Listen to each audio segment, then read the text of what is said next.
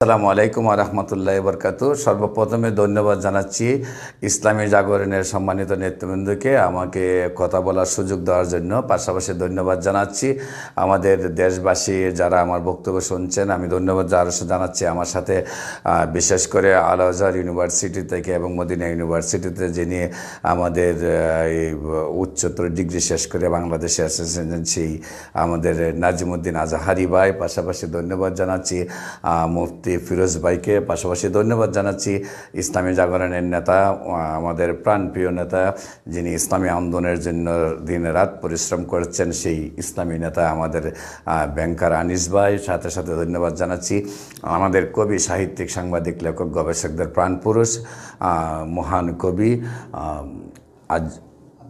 আব্দুল আজিজ ভাইকে। সবাইকে ধন্যবাদ জানাচ্ছি ইসলামী জাগরণে ওনারা কেন্দ্রীয় কমিটিতে দিন রাত পরিশ্রম করে, সেই জন্য ধন্যবাদ জানিয়ে আমি cancer specialist doctor SM. Sarwar আপনাদেরকে শুধু একটাই কথা বলবো যে আপনারা জানেন যে সারা বিশ্বে যত ডাক্তার রয়েছেন বা ক্যান্সার গবেষকরা রয়েছেন তারা সবাই একটি বক্তব্য বলেন যে ক্যান্সার নো আনসার। ক্যান্সার হলে এক সময় আমরা সাময়িকভাবে চিকিৎসা দিয়ে থাকি, সাময়িক যদিও আরোগ্য হয়ে থাকেন তারপরে ক্যান্সারে একদিন তার মৃত্যু ঘটবে। ক্যান্সার হইলেই মৃত্যু ঘটবে, এটি স্বাভাবিক। আমি আপনাদেরকে বলবো যে এক সময় আমরা যক্ষ্মা হলে রক্ষা নেই সেই কথাটি বলেছিলাম, কিন্তু আজকে যক্ষ্মা হলে রক্ষা নেই সেই কথার কোনো ভিত্তি নেই। যক্ষ্মা সম্পূর্ণরূপে ভালো হচ্ছে। এক সময় আমরা বলেছি টাইফয়েড জ্বর হলে কোনো না কোনো অঙ্গ চলে যাবে, কিন্তু আজকে আর টাইফয়েড জ্বর হলে কোনো অঙ্গ যাচ্ছে না। আমরা সেখান থেকে আমরা মুক্তি লাভ করেছি। এক সময় আমরা বসন্ত রোগ হলে সমস্ত শরীরে পাটা টুকার মতো স্পট পড়ে যেত, আজকে কিন্তু আর বসন্ত রোগ হলে সেটা হচ্ছে না, আমরা সেখান থেকে মুক্তি পেয়েছি। এক সময় আমরা ডায়রিয়া হলে গ্রামের পর গ্রাম মানুষ মারা গেছে, আমরা কলেরা বলা আসছে বলতাম, আমরা সেখানে রাত্রেবেলা যে ভূত প্রেরত আসছে মনে হলো আগুনের লুক্কা জ্বালাইতাম, আজান দিতাম যে আজান দিলে আগুন দেখলে ভূত প্রেরত তারায়। এমনি ধরনের সেই ডায়রিয়া, মহামারী ডায়রিয়া থেকে আমরা মুক্তি পেয়েছে। আমার সবসময় একটা প্রশ্ন জাগতো যে ক্যান্সার আল্লাহ একটা রোগ দিয়েছেন, তার চিকিৎসা দিয়েছেন না, এটা তো হতে পারে না। তারপর থেকেই আমি গবেষণা শুরু করি এবং আমি আপনার ক্যান্সারের চিকিৎসক হওয়ার জন্য আমি হোমিওপ্যাথিক কলেজ জয়কালী মন্দির হোমিও কলেজে ভর্তি হই এবং সেখান থেকে 4 বছরের লেখাপড়া করে এবং 6 মাসে ইন্টার্নি দিয়ে আল্লাহর অশেষ রহমতে আমি সর্বোচ্চ রেজাল্ট পাই, সেখানে বোর্ডের মধ্যে প্রথম স্থান অধিকার করে পাশ করি এবং ক্যান্সার নিয়ে আমি গবেষণা শুরু করি। আল্লাহর অশেষ রহমতে আপনারা এখন আমার ক্যান্সারের চিকিৎসা কেন্দ্র হবিগঞ্জে শ্মশানঘাট এবং ঢাকাতে পুরানা পল্টনে রয়েছে। আপনারা সেখানে আসতে দেখবেন যে আপনারা যে সারা বিশ্বের ডাক্তারদের সাথে একমত হয়ে বলছেন ক্যান্সার নো আনসার, ক্যান্সার হলে আর মুক্তি নেই, ক্যান্সার হলে মৃত্যু হবে।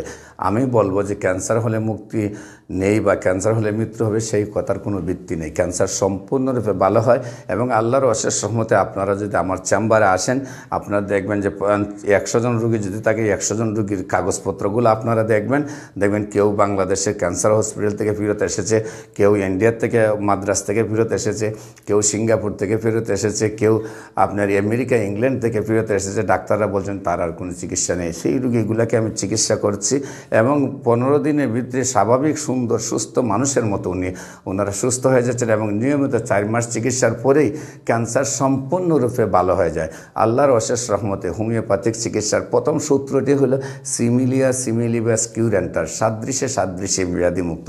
যদি আমরা রিপোর্টের ফর দ্য পয়েন্ট এবং রোগীর বডির সিমটমসের ফর দ্য পয়েন্ট এবং মেডিসিনের ফর দ্য পয়েন্টগুলো আমরা একত্রিত করতে পারি, প্রায় 200 রোগের সমন্বয়ে একটি রোগ হলে তার নাম হলো ক্যান্সার। সেই ক্যান্সারের যদি আমরা চিকিৎসা করে দেন সেই সিমটমসগুলোকে সমন্বয় করে আমরা সঠিক সিদ্ধান্ত পড়তে পারি, ফর দ্য পয়েন্টগুলো মিলাইতে পারি, তাহলে ক্যান্সার সম্পূর্ণরূপে সুস্থ হয়।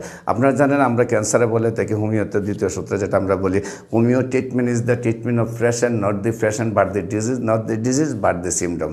আজকে আল্লাহর অশেষ রহমতে আপনারা আমার চেম্বারে আসলে দেখবেন যে 50 জন রুগী থাকলে 50 জন রুগী আল্লাহর রহমতে 1 মাস 2 মাস চিকিৎসা করে সুস্থ হচ্ছে এবং যারা 4 মাস চিকিৎসা করেছেন তারা ক্যান্সার থেকে সম্পূর্ণরূপে মুক্তি লাভ করেছেন এবং তারা বছর 1 বছর চিকিৎসা করেন পূর্ণাঙ্গভাবে, যাতে এই ক্যান্সারটা বডিতে আর না আসে। সেই 1 বছরের মেয়াদে চিকিৎসাটা পরিপূর্ণ করলে তার বডিতে আজীবন ক্যান্সারের বাসা বাঁধবে না। আমি আপনাদেরকে বলবো, ক্যান্সার হলে আনসার নেই, সেই কথার কোনো ভিত্তি নেই। সেটা প্রমাণের জন্য আপনারা আমার চেম্বারে ভিজিট করুন। বিশেষ করে আমি ইলেকট্রিক মিডিয়া যারা আছেন এবং প্রিন্ট মিডিয়া যারা আছেন, বিভিন্ন ডাক্তার যারা আছেন, allopathic, homeopathic, Unani, Ayurvedic, herbal যারা রেজিস্টার্ড ডাক্তার আছেন, তাদেরকে আমি আহ্বান জানাবো, আসুন, আপনারা তো চিকিৎসক, আপনারা তো চিকিৎসা সম্পর্কে জানেন। আমি যদি সহযোদ্ধা হিসাবে ভাই মিলে একসাথে কাজ করি, আপনারা অল্প দিনে আপনারা আমার সাথে থাকলে আপনারাও বলবেন যে না, ক্যান্সার সম্পূর্ণরূপে মুক্ত হয়। আসুন, বাংলাদেশ নয় সারা বিশ্বকে ক্যান্সার মুক্ত করি।